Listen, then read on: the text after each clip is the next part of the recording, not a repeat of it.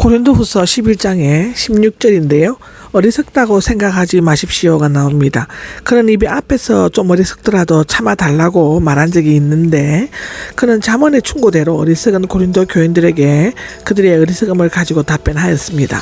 바울은 그것이 무엇이든지 간에 자랑하는 것은 어리석은 일이며 그 자신도 그것을 싫어하였다는 것인데, 그런데 교인들은 거짓 교사의 겉모습과 자기 가장에 미혹되어 그들을 환영하여 받아들였습니다. 그러므로 고린도 교인들은 바로 잡기 위해서는 부득이 그들이 섰던 방법을 서지 않을 수 없었는데요.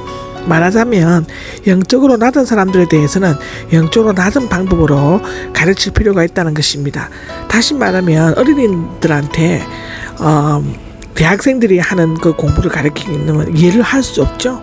예, 그렇다는 것입니다. 수준에 맞춰서 얘기를 해야 된다는 것이죠. 내가 말하는 것은 이라고 하는데 바울은 주님께서 시켜서 즉 주님의 명령의 뜻에 따라서 하는 말이 아니라고 말하고 있는데, 그 이유는 자랑하는 것이 주님의 뜻에 어긋날 뿐만 아니라 예수님을 본받아야 하는 사도의 태도로 합당하지 못하기 때문입니다. 그는 자신이 어리석어서 자신을 가신하며 자랑하는 것에 지나지 않는다고 말하고 있는데, 거짓 사도들의 어리석은 말에 고린도 교인들이 어리석게 미혹을 받았으므로 바울도 어리석은 자가 되어 자랑하려고 하니 들어달라는 것인데, 그래야만 서로 말이 통하지 않겠냐는 것이죠. 육신을 따라가 나옵니다. 앞에 주님께서 시켜서의 대끼이며 혈통이나 업적에 외에 적힌 권위의 표징인데, 그 밖의 육적인 조건들, 민족, 문벌, 지위 등과 같은 것을 자랑한다는 뜻이죠. 지혜롭기 때문에 라고 나오는데 고린도 교인들이 풍자적으로 은근히 비난하고 있습니다. 사실상 고린도 교인들은 지혜와 학식이 풍부하였지만 어리석은 자들을 용납하고 참아주는 모습적인 태도를 취하였다고 고린도전서 1장 5절, 10장 15절에는 얘기하고 있습니다. 그들이 용납하고 참아준 신뢰들이 제시되고 있는데, 첫째는 종으로 삼거나입니다. 둘째는 착취하거나, 셋째는 이용해 먹거나, 넷째는 거드름을 피우거나, 다섯째는 얼굴을 때려도라는 것인데, 첫째 종으로 삼거나는 압제하다 노예를 삼다입니다. 거짓 사도들은 마치 자신들이 주인이라 된 것처럼 고린도 교인들을 종이나 노예처럼 부렸으며, 또한 복음으로 자유함을 누리게 된 자들에게 율법을 지키도록 강요하였죠. 율법이 종이 되게 하였다고 갈라디아서 2장 4절 5장 1층에는 얘기하고 있습니다. 두 번째로는 착취하였죠. 그들은 바울이 뿌려놓은 밭에 와서 열매를 가로채었고 부당한 헌금을 강요하여 교인들을 괴롭혔다고 누가복음 20장 47절에는 얘기하고 있습니다. 셋째, 이용해 먹거나인데 덫이나 미끼로 새나 짐승 물고기를 잡듯이 사람을 속이고 재물을 탈취하는 것을 말합니다. 거드름을 피우기나가 나오는데, 주인이 되어 지배하면서 고린도 교인들을 무시하는 것을 나타냅니다. 다섯 번째는 얼굴을 때리도가 나오는데, 예수님이나 바울의 얼굴을 때리듯이 실제로 때리기도 했을 것이라고 합니다. 고린도 교인들은 수치와 모욕을 당하면서도 잘 참았지만 바울에게는 모지고 완악하게 대했다고 기록하고 있습니다. 우리는 너무나 약해서가 나오는데, 부끄러운 말이기는 하지만 우리는 너무나 약해서 거짓 사도들이 하는 것처럼 말하거나 행동하지는 못한다이다. 그러나 그들이 담대하게 자랑하는 것에 대해서 나도 그들 못지않게 얼마든지 자랑할 수 있다는 뜻입니다. 22절에서 23절까지는 바울이 육적인 면에서도 거짓 사도들에게 결코 뒤지지 않았다는 것을 보여주고 있는데, 그는 네 가지를 자랑하고 있죠.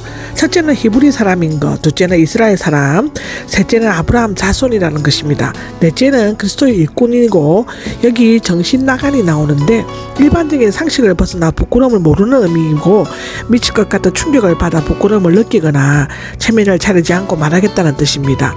그는 자신이 그리스도 일꾼이 되어 어떻게 주님을 위해 희생하고 고난을 당했는가를 진술하고 있는데, 한 가지 특이한 것은 여기에 나오는 경험들은 그가 승리했거나 성공한 것들이 아니라 무력하게 패배와 고난의 현장에 있었던 것들이라는 사실입니다. 바울은 고난과 죽음 속에서 하나님의 영광을 드러내려고 하였던 예수님처럼 자신의 약함과 고난을 오히려 자랑으로 여겼습니다. 갈라디아서 6장 14절에 나오죠. 여기에는 이미 말한 것도 있고 사도행전에 기록되지 않은 부분도 있는데, 수고도 더 많이 했고 바울의 반대자들과 비교하는 것이 아니라 자신이 그리스도를 위해 수고한 것이 비교될 수 없을 만큼 많다는 것을 나타냅니다.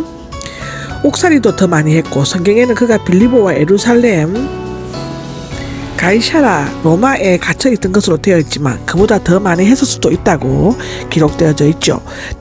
매도 죽을 고비도 여러 번 넘겼다가 나오는데 매에 대해서는 다음 24절 25절에 있고요. 죽을 고비는 몇 군데 언급되고 있습니다.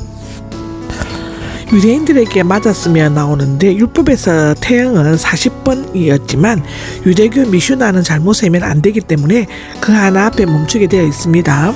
39대죠. 해당해서 가족권으로 3개 때렸기 때문에 대개는 39대 맞기 전에 죽었다고 합니다. 그런데 매를 5번이나 맞았습니다. 채찍으로가 나오는데 채찍으로 맞은 것은 이방인에 의한 형벌이었는데 큰 끝에 뾰족한 나비나 쇠붙이를 붙여 때렸기 때문에 대부분은 기절했다고 하는데 3차례나 맞았다고 합니다. 데살로니가전서 2장 2절에 사도행전 16장에 나오죠. 한 번은 돌로 맞았고가 나오는데 모세율법에서는 하나님을 모독하는 자에게 가하는 형벌이라고 레위기 24장 16절에는 기록되어져 있습니다. 그의 죽음에 이르게 된다고 하죠. 3차례나 파선을 당했건데 수많은 전도여행 중에 겪었던 경험들입니다. 밤낮 하루 종일을 9번이나 배로 여행했기 때문에 어디에선가 그런 일을 겪었다는 것입니다. 사도행전 9장 30절에 나오죠. 여러 차례 여행하는이 나옵니다. 바울 당시에 로마가 군사용으로 도로를 많이 건설하기는 했지만 여전히 육로나 해로를 여행하는 것은 힘들고 위험했다고 하는데요. 늘 강물의 위험은 건너는 다리가 거의 없었기 때문에 강을 건널 때는 큰 위험이 드러났다고 합니다.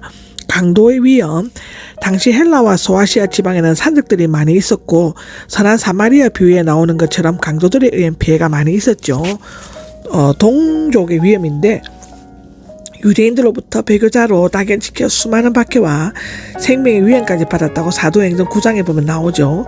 이방인들의 위험은 이방인들로부터 해방자로 지목되어 죽임을 당할 뻔했다고 합니다. 도시의 위험은 에베소나 빌리보, 베레아 등과 같은 곳에 일어난 도시 특유의 폭동을 의미하죠. 사도행전 16장에 나옵니다. 광야의 위험은 광야에서 노숙을 하거나 맹수에게 습격을 당했던 일이었는데 또 바다의 위험은 바다에서 겪는 파성 등과 같은 위험이 있었을 것입니다.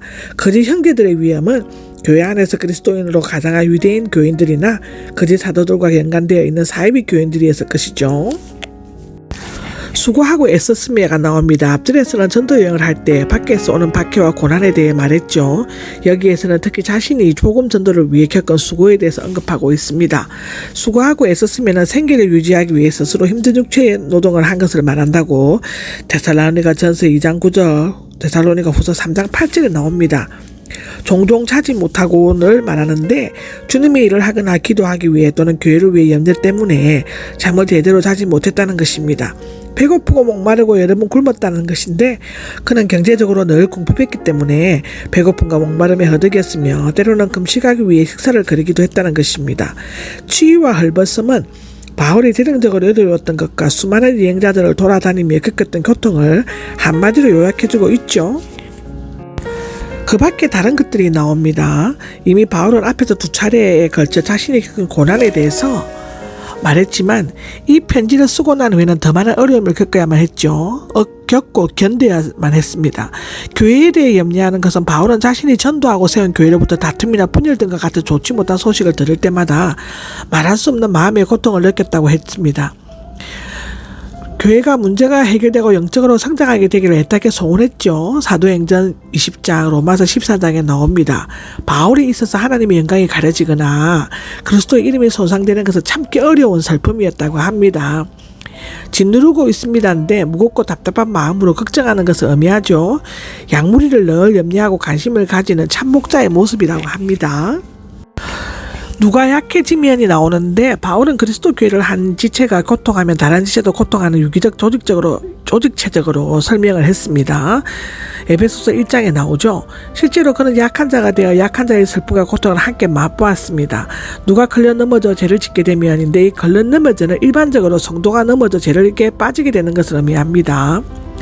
여기 에타다는 불로에서 나왔으며 속에서 불이 타오르는 것이라는 것인데 매우 강하게 속이 끓어오르는 것을 나타내는데요. 그리스도의 일꾼이 되려면 상대방처럼 느낄 수 있는 예민한 동감의 감정을 지녀야만 한다고 합니다. 사람이 고통하고 슬퍼하고 있는데 마음에 아무런 느낌이 없다면 그것은 살았다고 하지만 실제로는 죽은 시체와 조금도 다를 바 없는 것이죠. 내가 꼭 자랑해야 한다면이 나옵니다. 30절에는 바울은 자랑하는 것이 어리석은 일이라고 하는 것을 잘 알고 있었기 때문에 어떻게 해서든지 자랑을 하지 않으려고 했습니다. 그러나 고린도 교인들이 거짓 사도들의 자랑에 미혹되어 그것들을 환영하고 받아들였기 때문에 어쩔 수 없이 자랑할 수밖에 없었다는데, 그러나 신분이나 학벌, 학식, 혈통 등을 자랑하는 거짓 사도들과는 달리 바울은 고난 가운데에서 느낀 약함과 육체적인 외모나 세상적인 것을 가지지 못한 약함을 자랑하였습니다. 자신의 약함을 자랑한다는 것은 매우 역설적인 표현이죠. 그러나 자신이 인간적으로 약해질수록 영적으로 더욱 강해진다는 것을 체험한 자만이 알 수 있는 놀라운 경건의 비밀이 아닐 수가 없는 것이죠. 주 예수의 아버지 되시는 하나님인데, 바울은 자신이 고린도 교인들에게 신뢰받지 못하고 있다는 사실을 알고 있었습니다. 그렇기 때문에 그는 유대인들이 하는 것처럼 자신의 말이나 행동에 대한 진실성을 호소하고 가장 강력한 수단인 하나님의 이름을 걸고 맹세하였죠. 출애굽기 3장, 로마서 9장, 고린도후서 1장에도 나옵니다. 진실에 대한 그의 맹세는 앞서 언급한 고난들뿐만 아니라 다음에 나오는 다메섹 사건과 한상 체험에도 적용되죠. 영원히 찬양받으시던 유대교 찬양문에는 사용되는 표현인데요. 이제 유대인들이 섬겨오던 그 하나님 주 예수님의 아버지와 동격으로 사용됨으로써 유대교와 기독교의 하나님이 똑같으신 분이심을 암시하고 있는 것입니다.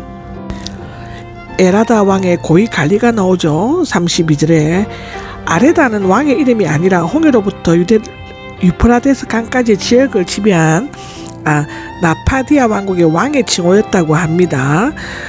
수도는 베트라였지만 다메섹에서 고위 관리, 즉 총독이나 행정 관리를 두어 다스렸던 것 같은데, 그 고위 관리는 유대인의 사주를 받아 바울을 체포하였고, 즉 붙잡아 죽이려고 감시하고 있었다고 사도행전 9장 24절에는 나옵니다. 성벽에 난 창문이 나오는데요. 어떻게 보면 유대교의 유력한 지도자였던 바울이나 사울이 창문으로 강주리를 타고 도망했다는 것은 수치스럽고 불명예스러운 것이었죠. 그러나 그런 약한 모습을 자랑함으로써 자신의 말이 진실하다는 것을 입증하려고 하였습니다. 한편 최초의 박해 경험이 바울의 기억 속에 오래 남아 있었던 것은 하나님께서 피할 길을 예비하시고 끝까지 보호하신다는 사실을 확실히 절실히 체험했기 때문인 것입니다.